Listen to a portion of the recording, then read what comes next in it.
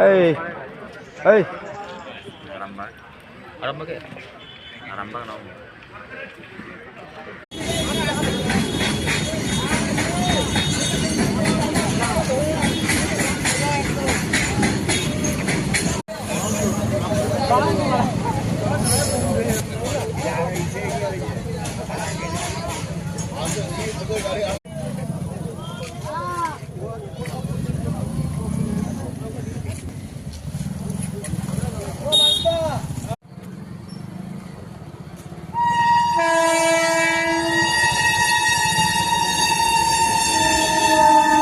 গাড়ি পাল্টি খাওয়ার জন্য আমাদেরকে হেঁটে হেঁটে এবারে এসে বাস ধরতে হচ্ছে।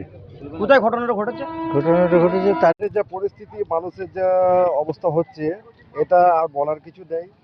দীর্ঘদিন ধরে আমাদের এই সমস্যাটা বোধহয় জীবনের